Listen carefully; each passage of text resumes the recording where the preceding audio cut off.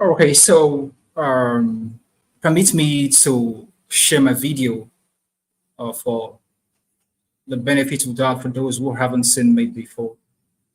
So you can see me. I literally expected that I was going to see all of our faces when I was coming up on this call, but not seeing our faces.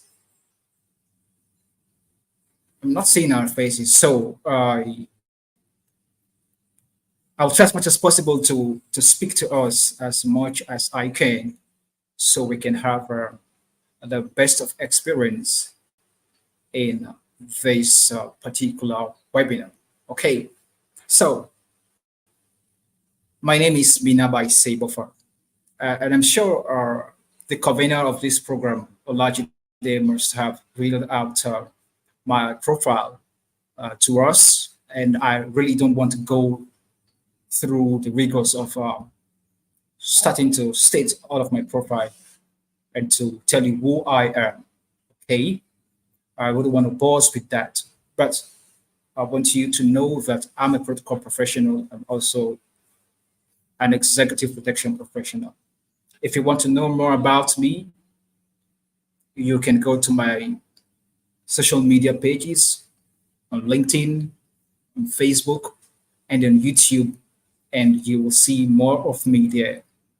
So I want to say a big thanks to the organizers of this particular webinar and taking a look at learning the rudiments of protocol.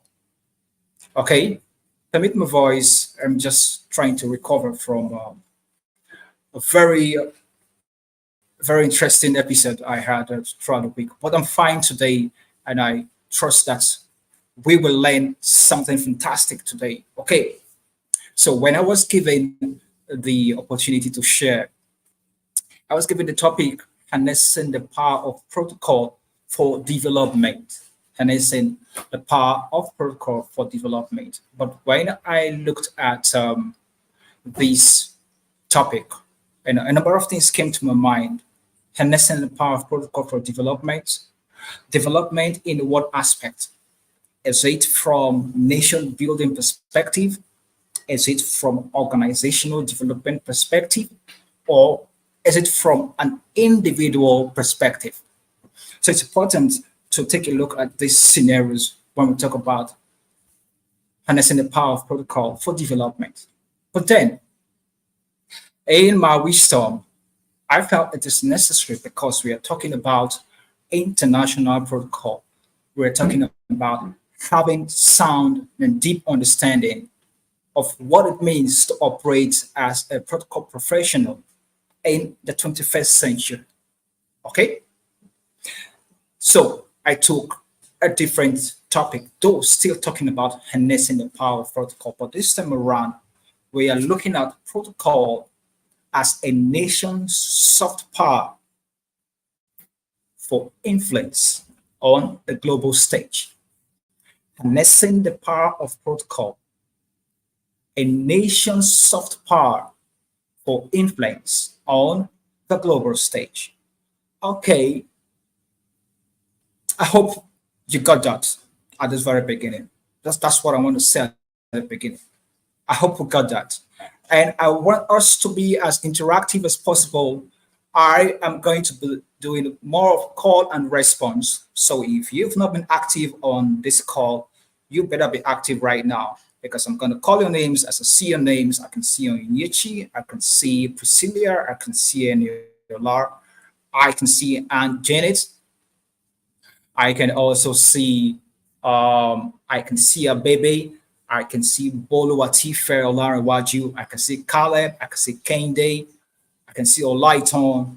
I can see Oyiza Solomon and Stephen Phillips. Quite a number of persons here, and Aniola Sani, the host of this meeting.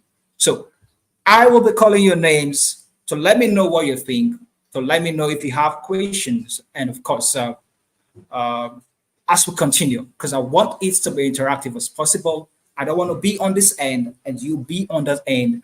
and then it looks like I'm just saying the things over to you. Do we get that? Do we get that? Do we have active participants in the house today? Do we have active participants in the house today? Do we have? Do we have? I'm hearing only one voice. Do we have active participants in the house today? Priscilla just says, yes, sir. Okay, I can see you last Sunday. Okay, so great. Now I know that we have active participants in the house. Let's go straight into what we have today. I'm sure you must have heard of protocol. In fact, protocol is more like a buzzword right now. We hear it protocol. We hear it every now and then, especially as those who are practitioners who hear it every now and then. But enough of the hearing. Can we now go a step further into understanding what protocol is all about? And I believe the previous speaker has spoken so much about that. I met when the previous speaker was talking about business protocol and all of the rest of them. I am not going to go into that aspect. Okay? I'm not going to go into that aspect. I'm looking at protocol as a nation's soft power tool for influence on the global stage. Gone are the days when power used to be about the economic power. Power used to be about your military might. Power used to be about how industrialized you are. Power used to be, the things that you can do, your GDP, and everything that has to do with the growth and industrialization of your nation. As much as those indices are great, today in the 21st century, nations are pivoting, have taken a pivot from giving attention to the areas or to the concept of soft power, to the concept of soft power. So when we talk about soft power, what are we talking about? What is the relation? How does protocol and soft power relate? How do they coexist? How do they in turn make a nation influential on the global stage? That is what my presentation will be about today. And you'll be hearing things that you must have heard. You'll be hearing things that you've not heard before. Okay? So I want you to open your minds and get ready for another exciting time. Baby, can you share this link for me, please?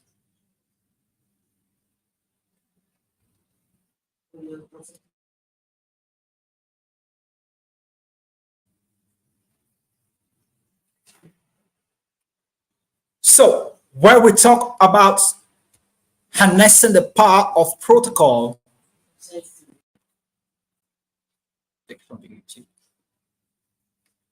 where we talk about harnessing the power of protocol, a nation's power, a nation's soft power and influence on the global stage. You and I today, every participant here will agree with me that we have all engaged in protocol one way or the other. And sometimes we must have not noticed that the actions we have taken are protocol related and soft power related.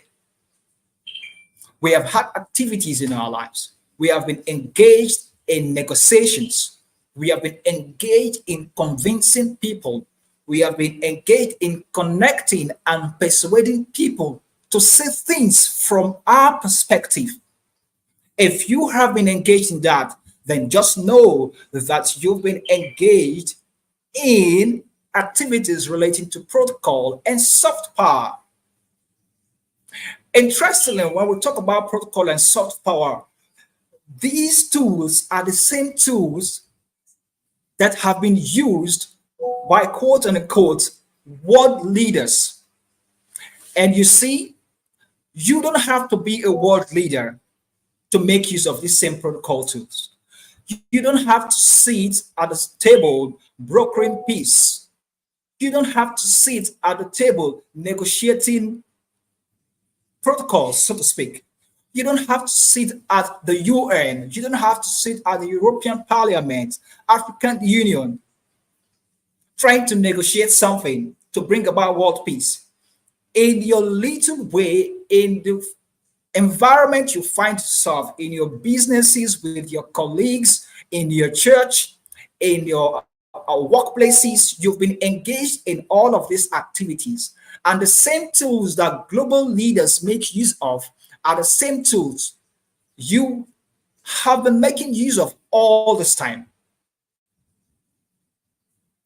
So whether it's negotiating a contract, whether it's settling family disputes and disagreements, you and I have been engaged in protocol activities, especially in using our soft power. Are we following? When we talk about protocol, when I say, of course, there are very many definitions, many definitions. Protocol means many things. If we take a look at the dictionaries we have, it tells us different definitions, different explanations of protocol. But I will just give us one. I will just give us one. Okay.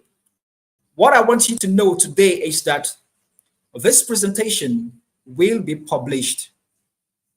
And when it is published, I want you to go and take a full grasp of what I'm saying. So this presentation may not be able to have to share everything I'm sharing today that is going to be published in this paper, right? So when it is published, I want you to go read the article, to go read the publication, so you will get a full grasp of what I'm saying in today's presentation. So one thing we will say from all of the definitions that we have seen in protocol is that it embodies traditions, customs, formalities that govern diplomatic relations between nations. It dictates proper conduct for state visits, official visits, ceremonial visits, social engagement, business meeting, as you heard previously from the earlier on from the previous speaker, and diplomatic exchanges. Why? Because all of these actions, all of these rules, all of these guidelines, all of these formalities reflect the values and aspirations of a nation or an organization. Remember, protocol is practiced in context. So you have the church protocol, you have the military protocol, you have the university protocol, you have the protocol of this and protocol of that. Whatever guideline, whatever formality that is involved in these organizations reflects the values and aspiration of that organization or a nation. So we go further to say, while we've often viewed all of these as mere formalities, protocols have deeper purpose. They are not just protocol, they have deeper purpose. So what do? They signal intentions. These protocols that we see every day, these formalities in our different organizations and countries, they signal, they serve for a deeper purpose. And what they do, one of the things they do is that they signal intentions. Intentions. Intentions. They convey respect and build rapport amongst nations. That is the entire essence of protocol. There is an intention. There is a reason for welcoming a guest the way we welcome a guest. There is a reason for treating a dignitary the way we treat a dignitary. There's a reason we do the things we do because there's an intention. What do we want to achieve at the end of the day? So protocol serves just more than the definitions we see. it serves a deeper purpose. And this deeper purpose is what is driving us into the fusion of protocol as a soft power tool for influence, as a nation soft power tool for influence on the global stage. So it signals intentions, it conveys respect, and it builds trust within nations and organizations. If you are following me, type 1 in the comment section. If you are following me, type 1 in the comment section. If you are following me, type 1 in the comment section. Let me know we have people in the building tonight, this morning. If you are following me, type 1 in the comment section. If I have active followers, I want you to type 1 in the comment section. Awesome, awesome, awesome. Great, great, great, great. So, within the workings of power, like I mentioned earlier, the concept of power has now gone beyond the traditional notions of military might. I mentioned it at the first point when I started economic dominance and what have you. While these nations still hold a place in the dynamics of power within nations, nations are increasingly recognizing the significance of soft power. What then is soft power? We say soft power is the ability to influence others through culture, values, and diplomatic engagement. And this is what happens when nations meet. This is what happens when government representatives meet. This is what happens when business executives meet. They try to bring the place of influence through the culture, through the values, whenever they have this engagement. And this is what soft power is talking about. And protocol serves as a tool for soft power. Now, the term soft power was coined by Joseph Nye, Joseph Nye, in the year 1990. Joseph Nye was a former dean of Harvard Kennedy School of Government. And this concept refers to the nation's ability, a nation's ability to influence others through non-coercive means, such as culture, values, and diplomatic engagement. If I were you, I would mark the word non-coercive, non-coercive. Gone are the days when nations will come to another nations and subjugate them. Gone are the days when superpowers will just come to any nation and use force. You see, there was the era when those means of influence were working. But in the 21st century and moving forward, we now see that nations are beginning to see differently if they want to maintain global influence. And so they use other systems, they use another approach in ensuring that they gain global influence. And protocol is one of those tools. Protocol is one of those tools. And that is why protocol is very important. And that is why you don't joke with protocol. And that is why protocol is not just a buzzword. Protocol is not a cliche. Protocol is part of our everyday lives and a tool for building solid and long-lasting relationships. It is beyond just being where you are and doing the things you do, and you call yourself a protocol professional. It goes beyond that. And that is why I'm excited about this webinar series as well. It's to bring us to broaden our minds to understanding the areas protocol plays critical role in our lives as a nation, as an organization, and as individuals.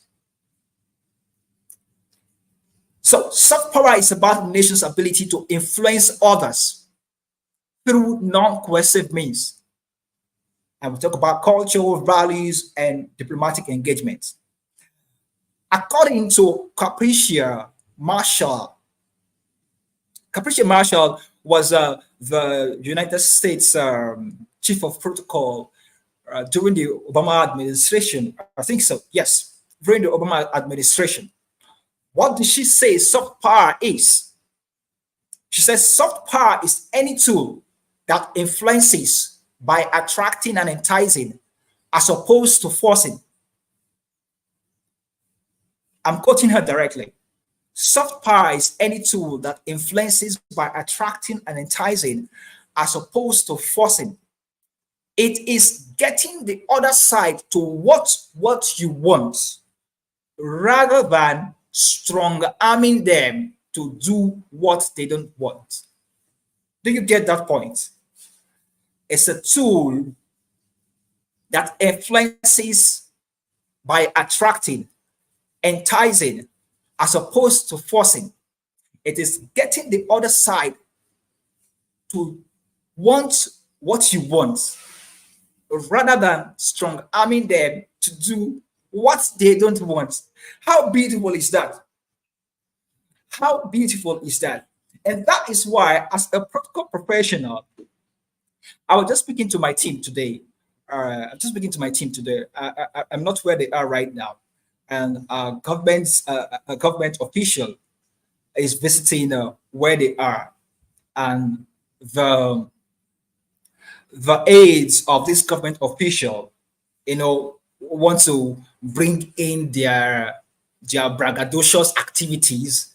It comes a lot in this part of the country, from especially in Africa, where government official aides, they want to show power right in an environment that is not theirs. So I was speaking with one of the team members, and just now before I came on this call, and he was telling me that he stood his ground because they wanted to disrupt the protocol of that event, of that environment. And this is one of the things that needs proper attention to. And that is why training is important. So you don't go to another environment and begin to think that you want to usurp someone's protocol. If you look, okay, I just finished a mentorship session, right? And one of the things we said in that mentorship session, we said every protocol, every environment has a protocol. And if you fight the protocol of an environment, the environment will fight you. What I'm trying to say, getting, I'm trying to explain getting the other side to want what you want rather than strong arming them to do what they don't want to do. So this government official came into an environment that is not theirs, wanting us to do what they want. But that is not the best approach. I would say, respectfully speaking, that those government aides and agents lacked an understanding of soft power tool. Even if your principle is there and that is not your environment, there is a way to bring in soft power skills so that we will be able to do what they want and not them strong arming us because they are of the government. And this gentleman, who is part of my team, stood strong, stood firm, and said, this is the protocol of this environment. You can't come here and begin to act anyhow. Okay? So that's what soft power is all about. And that's what Capricia Marshall is talking about. It is getting the other side to what you want, rather than strong arming them to do what they don't want to do. And as protocol professionals, I want to believe that you've been engaged in activities like these before. You've been engaged in negotiations. You've been engaged in activities where people are coming to see your principal and they are saying this is what they want. And you, on the other hand, haven't spoken with your principal, is saying this is what we want. And that's the beauty of protocol. That is the beauty of protocol. Protocol ensures that all areas, all I's and all T's are dotted ahead of time before an event occurs between both business executives and government representatives. If they don't do that, when they come to the event, when they come to that visit or any activity, there will be some form of commotion, and that is not what is intended. We'll talk about this towards the end of this series. We're going to talk about when protocol fails. So when people want to strong arm you to do what they want, the natural instinct of any man is to reject, is to fight. And of course, we are not meant to engage in squabbles and all of the rest. And that is why we are ahead. We know all of these things and ensure that quarrels, disagreements, miscommunications are all taken care of. We take care of the little things that people don't look at. And that is what soft power is talking about. Soft power involves acknowledging the importance of relationships, establishing relationships through cultural interactions, and cultivating, a relationship that is mutually beneficial, that will last for a long time. So when you understand soft power, it's all about building relationships, establishing relationships.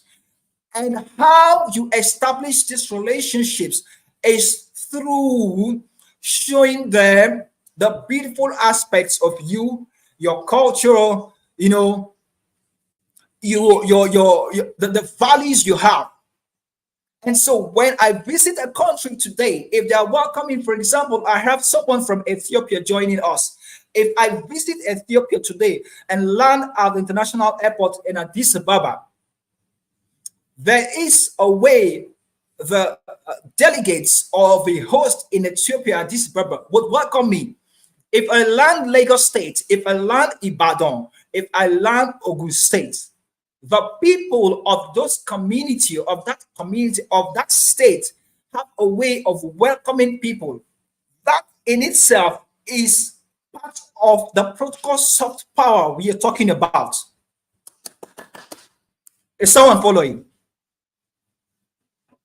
Is someone following? Are we following? Are we following? I'm trying to rush. I'm trying to rush. One of the key ways in which protocol enhances a nation's soft power is through the projection of its cultural identity. I just mentioned it. Through the projection of a cultural identity of a people. That is one of the ways protocol enhances a nation's soft power. When nations showcases their rich cultural heritage, their rich traditions and values, what they do is that they end up capturing the imagination of the world and garner admiration and respect from other nations. How many of us followed the 2022 Qatar World Cup? How many of us followed the 2022 Qatar World Cup? How many of us? How many of us? If you followed the 2022 Qatar World Cup, I want you to type in the comment section, yes, I did. Yes, I did. Yes, I did. If you followed the Qatar 2022 World Cup, type in the comment section, yes, I did. Looks like we don't have a number of football fans here. But then it's not just about the football. It's about a global event. Now, as protocol professionals on this call today, I want you to think differently. I don't want you to think like just any protocol professional. I don't know if you get me. I don't want you to think within the locality of your profession or where you are. I want you to all think globally. Think global. I want you to think global because you are all global professionals. You are all global professionals. You are not expected to know everything in the world, but it is expected you know some things, especially as a protocol professional. You cannot leave this conference and begin to think mediocre as a protocol professional. You cannot leave this conference today, this webinar, and begin to think the limitedness of your environment. No, you will not think the limitedness of your environment. You will think, you will open up your mind to think globally, and you will follow events. And when you look at events, you look at it with the protocol lenses, with the international protocol lens, even with events happening in your local vicinity, even with events happen in your local church, even with events happen in your local government and the governments within your areas. Look at it from the broader perspective so that you can play the global play. So when I asked how many of us follow the Qatar 22 World Cup, 2022 World Cup, some persons will ask, what has sports got to do with protocol? What has soft power got to do with sports? Hello, it got everything to do. Then you know that there was a protocol team for the Qatar 2022 World Cup. Then you know there is a branch of protocol that is called sports protocol. Have you ever thought that there will be something like that? Then you know you can branch off as a protocol professional and say, I want to take a look at sports protocol. And you begin to develop in that area. Then you know that sporting events are soft power tools that makes the nation, that makes people see the nation in a different light. And that's why I say when nations showcases its rich cultural heritage, traditions, and values, they end up capturing the admiration and respect for nations. Before now, Qatar and the Middle East used to have a very, very wrong notion, especially from the West, anyways. But the 2022 Qatar World Cup proved otherwise. Why? They used the nation's soft power in showcasing the tradition by hosting the World Cup to show them, to show people who Qataris rather, truly are. Yes, you might call them people from the Middle East, you might call them this kind of nations, but the 2022 Qatar World Cup debunked majority of the images, the wrong perception people had about Qatar. Are we following? Are we following?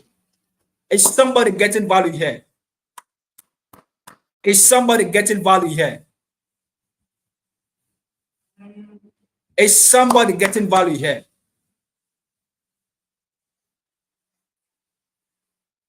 Sporting activity is a soft power tool for a nation to bring about global influence. Today, businesses are going to Qatar. Today, businesses are going to the Emirates. Today, businesses are going to Saudi Arabia. Today, businesses are going to Dubai. They have developed their soft power in such a way that when you come into Qatar, what you see is the beauty. When you come to Dubai, is the beauty. I mean, you see soft power playing. And today they have global influence. You can't take it away from the United Arab Emirates. You can't take it away from most of the nations in the Arabian Peninsula. You can't take it away. That is soft power playing. And protocol plays a very critical role in that showcasing of soft power.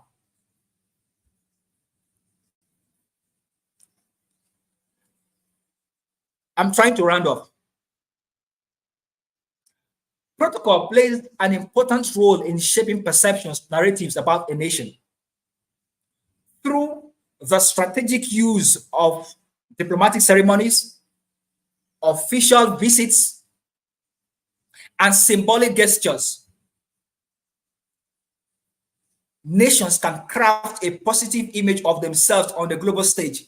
But you know, when the Sheikh of Qatar draped Lionel Messi with the beast,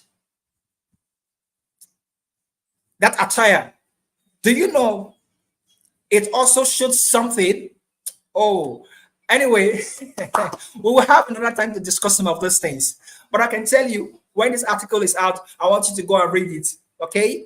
I believe it's going to be in two parts. But the first one is going to come out, and you will go there and just see some of the things I'm saying. But you're privileged to be the first set of persons to have insight into what this article is saying. Okay? So we're talking about protocol, a nation's soft power tool for global influence.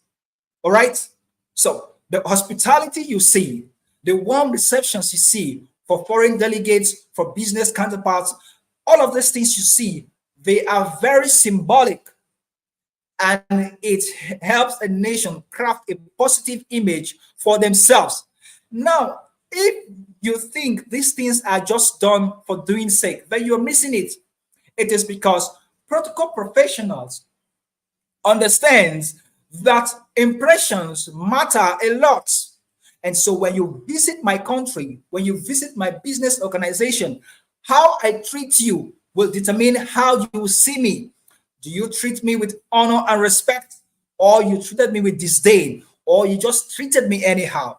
How I feel at the end of the day will tell me who you are.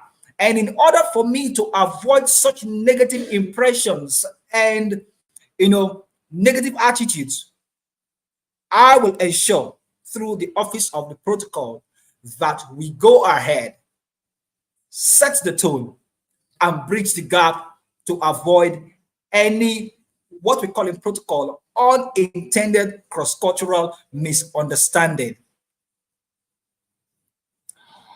So, soft power tools can be divided into three categories.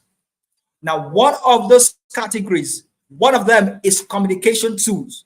And when we talk about a communication tool, we're talking about things such as greetings, language, importantly, cultural intelligence, and gestures, right? And soft power tools or protocol in these categories, we say one of them is communication tool. And when we're talking about a communication tool, we're talking about things like greetings, we're talking about the language, we're talking about cultural intelligence, that's our cultural IQ, and gestures. All right. Subsequent webinars will allow us to go deep into these areas when it comes to greeting. How do you greet people from Saudi Arabia? How do you greet people from Asia? How do you greet people from Africa? How do you greet people from Europe? How do you greet people from all over the world? That is part of it also. How do you recognize dignitaries? How properly do you use honorifics? How do you call them in ranks and all the rest of them? Cultural IQ, cultural intelligence. How culturally intelligent are you when you meet people who are not of the same tribe or ethnic group with you, who don't come from the same culture with you, and gestures as well? The next category is physical tools, such as settings, decorations, food. Food is a very vital tool in soft power of a nation. Food is a very important tool in the soft power of a nation. In fact, there's what is called food diplomacy or culinary diplomacy. It is using food as a means to have engagement that will attract mutual beneficial relationships. Food diplomacy is on its own. Another topic again. Then we talk about gifts and dress. Gifts. Gifts are also a topic on its own. But these are tools for soft power. These are soft power tools for protocol. And we're talking about the physical tools. And these things, such as setting, the decorations, the foods, the gifts, and the dress, fall under physical tools of soft power for protocol. The mindset tools. Here we're talking about attitudes. These attitudes are the attitudes that enhance diplomacy. Talking about being flexible and being empathetic as well. Great, great, great, great. These are the the three categories that soft power tools for protocol fall under: the communication tools, the physical tools, and the mindset tools. Now, all of this was got from Capricia Marshall's book, Protocol, The Power of Diplomacy and How to Make It Work for You. If you have time to get that book, go ahead and get it. It will help your protocol journey. As we round off, it's too much. It's so much. Let me round off so we can take questions. All right. So if you've been getting value, please let me know. Let me know. Let me know. Let me know. Let me know. If you've been getting value, let me know. If you have been getting something, let me know. You've been following. Okay. Let me round off. It's about 41 minutes now. Let me round off quickly. When protocol goes wrong. When protocol goes wrong. Now, these are some of the things that will help us make our nations, make our organizations have global influence, have influence, whether in the local, whether in the regional, or on the international scene. It has been said that when protocol goes wrong, it becomes a story. Why? What this means is simple. When protocol errors happen, it takes the attention of the essence of the event and focuses on the mistake instead of the true essence of the event. And I loved what Capricia Marshall said. She said something. The press is always looking for a story, and a protocol misstep is a red meat. One problem with a protocol gaffe is that it can hijack coverage that should be focused on more substantive policy issues. How many of us have seen protocol errors? How many of us have seen protocol gaps? How many of us have seen protocol mistakes take over press headlines? How many of us have seen that? How many of us have experienced that? How many of us have seen on national television where there is an embarrassment of a government official, or a government official was embarrassed in one way or the other? How many of us? Do I have people in this house? Do I have people in this house? For those of us in Nigeria,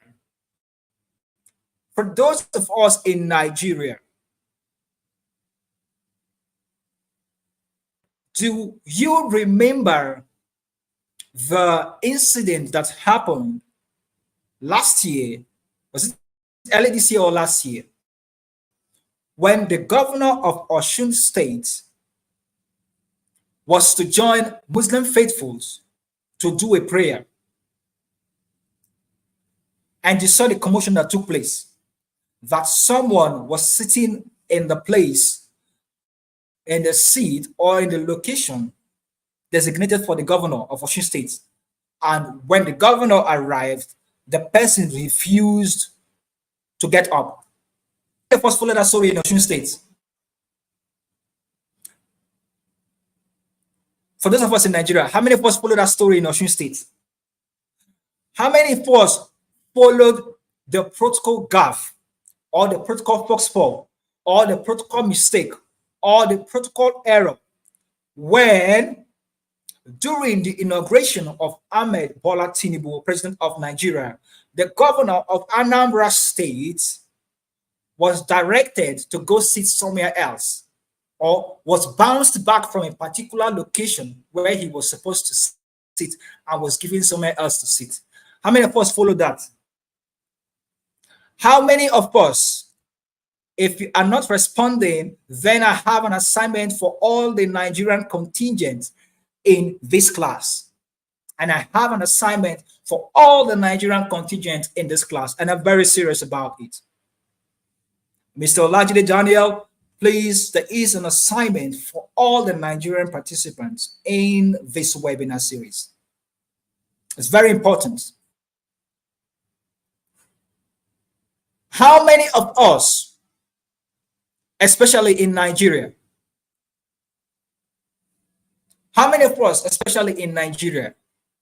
noticed the protocol blunders of President Muhammadu Buhari when he was the president of Nigeria?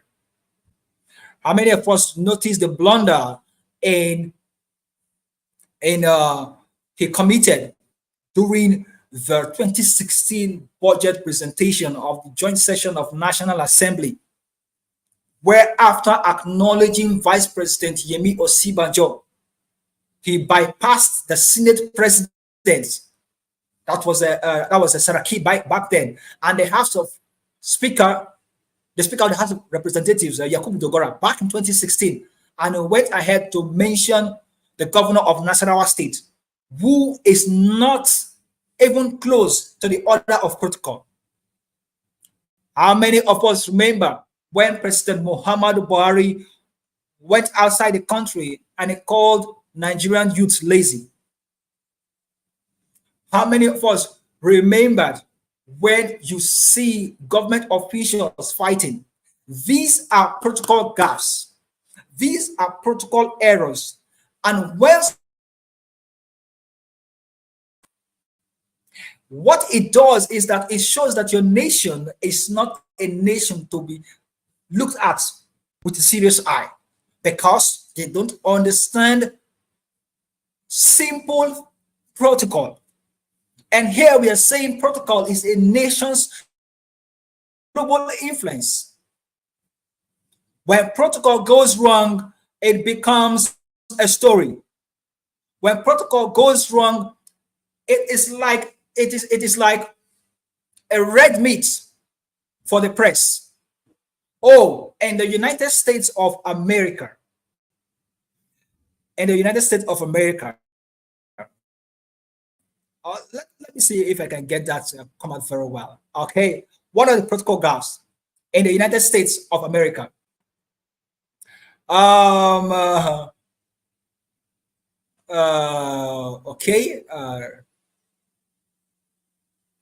Okay. There's one funny one that I want us I want to share with us. When what's his name? President Jimmy Carter of the United States, when he visited the Queen of England back then in 1977, President Jimmy Carter kissed Queen Elizabeth II on the mouth.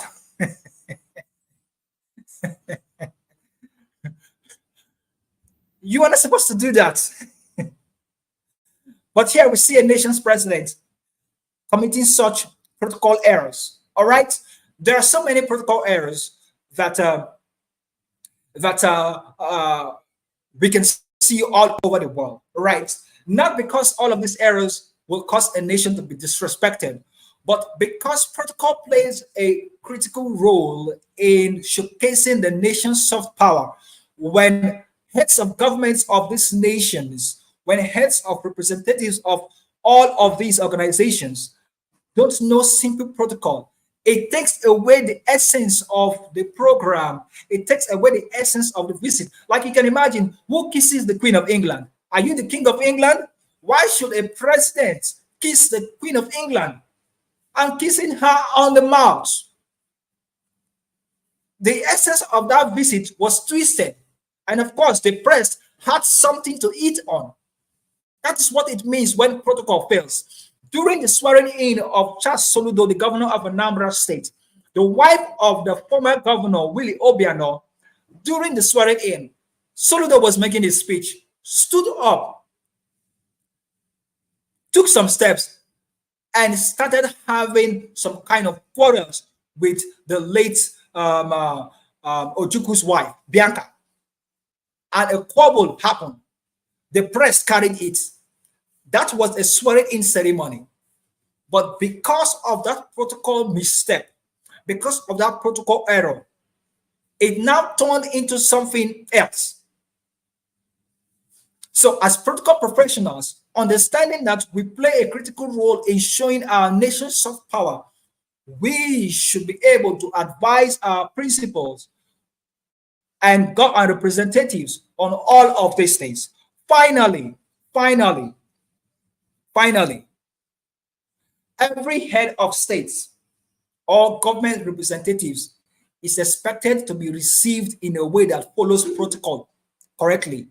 Flags that are not displayed in the correct order, the use of wrong flag, the playing of the wrong national anthem, or leaving the official welcome to a low-ranking official can all be interpreted as an insulting action with the intention of sending a message. It is therefore important to say that protocol is a powerful instrument in the international community and plays a critical role in enhancing the soft power of a nation. These and many more you will learn when the article is published. From me to you, I say thank you very much for listening, and I hope you learned. I am open to question. My name is Minabai Seibofa, and I am the Chief of Protocol, Shipping Protocol Consultant Limited. Thank you very much. Open to question.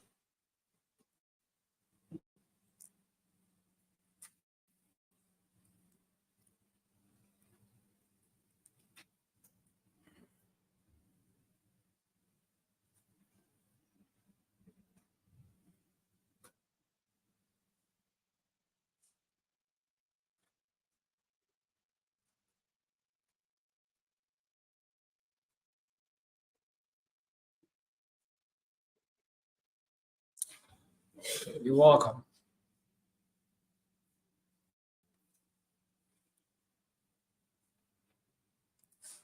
So while we're waiting for the questions, while we're waiting for your questions, I want you to follow me on my social media platforms if you have not done that.